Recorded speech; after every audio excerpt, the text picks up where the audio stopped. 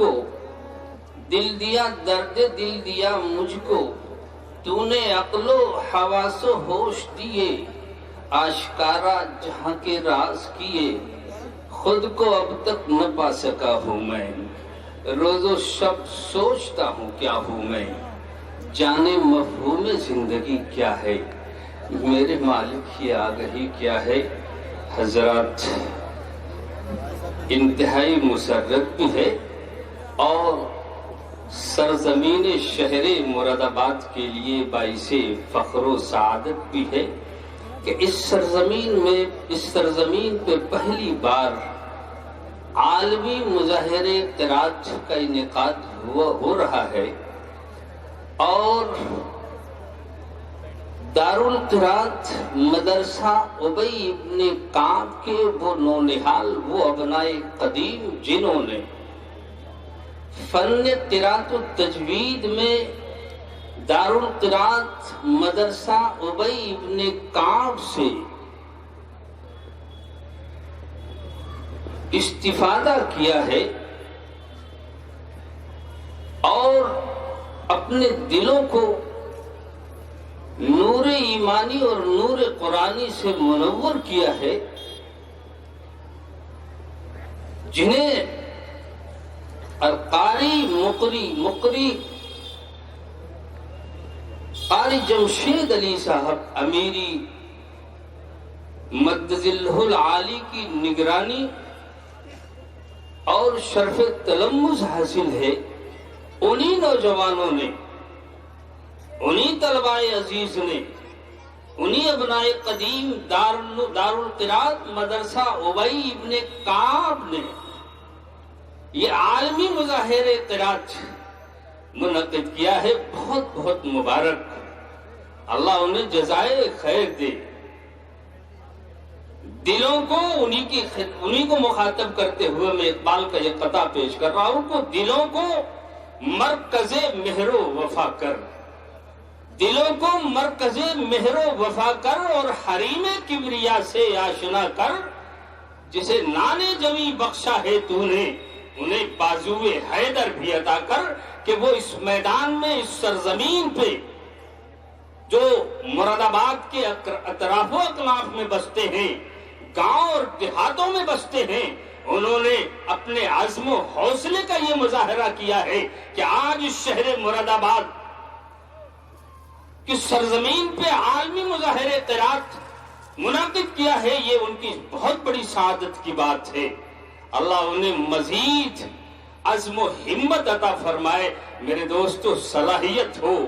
قابلیت ہو، لیاقت ہو، لیکن اگر عزم و ہمت نہ ہو تو وہ پھر زندگی کے میدان میں کوئی کارہائے نمایاں انجام نہیں دے سکتا۔ اصل ہمت ہے، سمندر پاٹتے ہیں، کوہ سے دریا بہاتے ہیں، اولو العزمان دانشمند جب کرنے پہ آتے ہیں، سمندر پاٹتے ہیں، کوہ سے دریا بہاتے ہیں، یہ ہمت کی بات ہوتی ہے۔ اب وقت چونکہ زیادہ ہو گیا، آپ حضرات یہاں تشریف فرما ہے، میں آپ کا دل کی گہرائیوں سے استقبال کرتا ہوں بحیثیت ناظم اجلاس۔ آپ نے مجھے بہت پہچانا ہے، آپ مجھے جانتے ہیں، میں اسی سرزمین پہ اور اسی مراد آباد پہ میں 44 سال کی میں نے زندگی اپنی تعلیمی و تدریسی بسر کی ہے، اور اب میں اپنے وطن اعظم گڑھ میں۔ تو حضرات، آج ہمارے اس عالمی مظاہرے قرات میں جو حضرات ہو جنہیں آپ سننے کے لیے آئے ہیں، سب سے پہلی بات یہ ہے کہ آج کی اس جلسے کی صدارت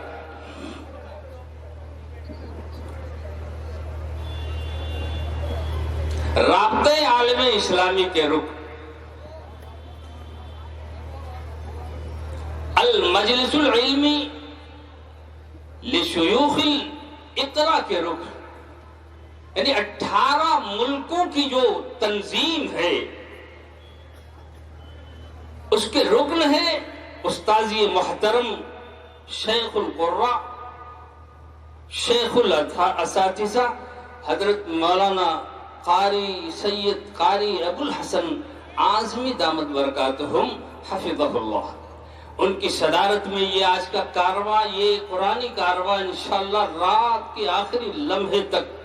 آپ ہمت رکھیے. کہیں یہ نہ سوچے کہ ہمارے سروں پہ شامیانے نہیں ہیں، اللہ نے اپنا شامیانہ آپ کے سروں پہ رکھا ہے، اور ایسا شامیانہ ہے کہ جسے دیکھیں گے آپ اور دیکھتے رہیں گے، کبھی آپ کی طبیعت اور کبھی آپ کا دل آسودہ نہیں ہو سکتا. اگر سردی لگ جائے، سردی لگے، تو میں سمجھتا ہوں کہ یہ آپ کی ہمت کی بات ہے کہ آپ میدان عمل میں کچھ کر سکتے ہیں.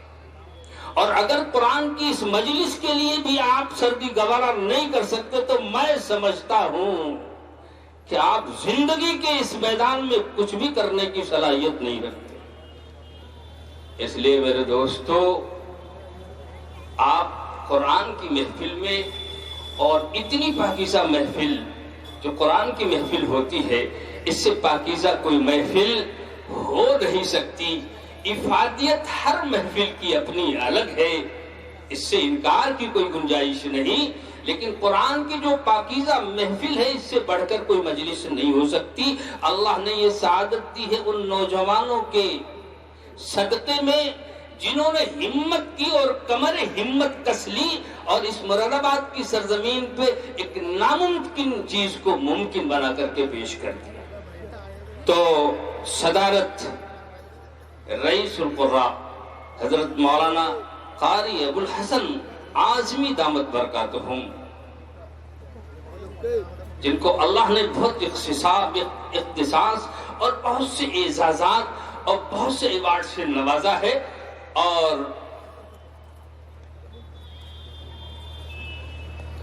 جو باہر ملک سے ہمارے مہمان آئے ہیں اس میں المقری القاری الشیخ الہام محمود الدین جو بڑے امتیازات کے مالک ہیں، اور انڈونیشیا کے شیخ القراء ہیں، ہمارے اسٹیج پہ تشریف فرما ہے، اور الشیخ احمد بن یوسف الازہری رئیس تلاوت القرآن الکریم الدولیہ، مدیر معہد القراءت بنگلہ دیش، وہ بھی تشریف لا چکے ہیں. اور